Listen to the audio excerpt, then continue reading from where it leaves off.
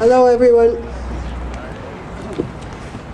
The first thing I want to discuss is the problem which we as Canadians face, that a majority of Canadians are opposed to the war in Afghanistan, and I do believe that a majority of Canadians will be opposed to the war in Libya, as they have time to understand what that war is all about, the pretexts on which it was organized, and the fact that far from having humanitarian aims, its aims are the same as the aims which existed in Afghanistan, which existed in Iraq, which existed in Yugoslavia, and these are not humanitarian aims.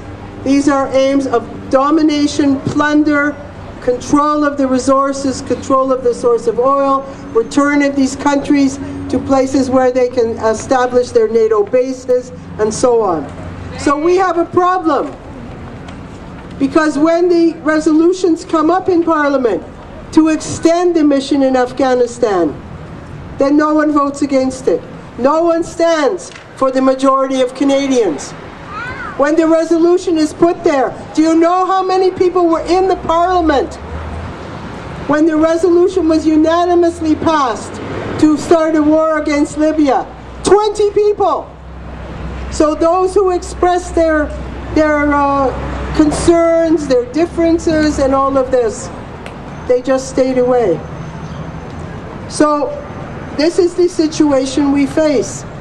That clearly we have a government which is made up of warmongers, who has an entire, who's trying to sideline the Canadian people entirely in this election, does not want to speak of any of the concerns we have about the future of our country, but is putting forward its warmongering aims. And then we have an opposition which is de facto conciliating with warmongers. And anybody who studies history, who looks at history, knows how dangerous such a situation is. And so we are faced with this situation in the course of this election. Now we say elect an anti-war government. How are we going to elect an anti-war government when even the opposition conciliates? That opposition which exists in Parliament will not take a clear-cut stand against war, will not take a clear-cut stand to say that the principles on which the United Nations Charter was founded, based on what people learned from the Second World War, from the slaughter of 50 million people, that those principles say that aggression is the supreme international crime, that they say that we don't agree with war as a solution for conflicts inside or outside any country, that we stand for the peaceful resolution of conflict, that we stand for peaceful negotiations and diplomacy and sorting things out, and not for war, not for bombing others, not for regime change, not for deciding that we, the civilized West, can go and do whatever it wants to any country in the world. So they are degrading all of the standards, just as they have degraded the standard on torture. So that torture has become acceptable. And this Harper government is still in the courts as we stand, trying to stop the Canadian people from finding out what exactly they did. Not only that they handed over people to torture from the Afghans, but we also want to know what happens to detainees under Canadian detention. What happens to them under American detention? Because we saw in Abu Ghraib and so on, you don't have to turn them over to the Afghan police for there to be torture, humiliation, and every kind of war crime committed. So we want to know these things, and this government is in such contempt, not only of Parliament, but of Canadians, that we don't even know these things. And so the whole, this is an election in which we're simply sidelined, in which our concerns, not the least of which is the question of war and peace, doesn't even appear on the agenda. So how can such a thing be? This shows the crisis that we have in our democracy. And what we are going to do about it, it shows that we're not really going to solve it however we vote. Of course, you should vote for a candidate who is clearly and unequivocally against war, whether that be from the Marxist Leninists, who I represent, or from any other party which has taken an unequivocal stand against war. But the main thing is that we have to organize ourselves, Because this is very much a situation, you know. Everyone is familiar with that old story of Hans Christian Andersen about the emperor being naked and the little boy. But the real thing about that story is how come the emperor gets to walk naked? When all of us can see that this democracy is not allowing us to have a say, to determine anything. Because if we go farther about this vote in the parliament, when did the vote take place? After the warships had gone there. After the warplanes had gone there. So it's just a little pretty thing, you know, to say, oh yes, Parliament agreed.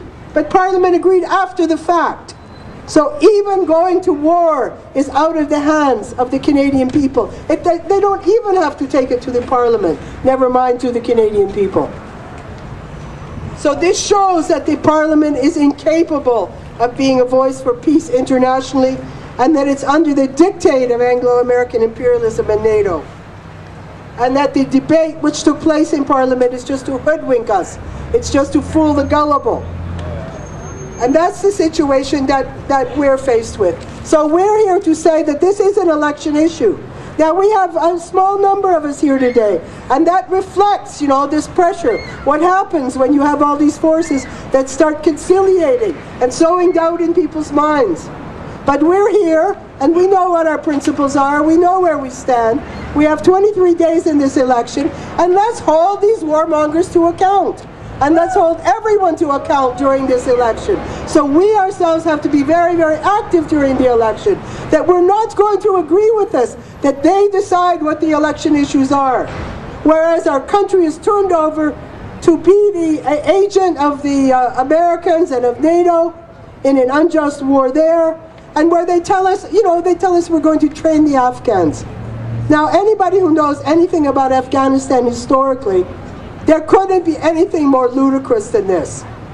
Like, Canadians are known as sort of nice people, you know, very peaceable and all this. Well, you know, the Afghans are known as don't mess with us.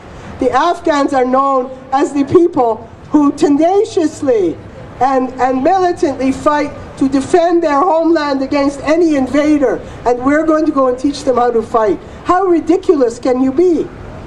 So what it shows is that what they're training is not the Afghan people, but a force which will act against the people and as the agents of a foreign power, as the agents of American domination there.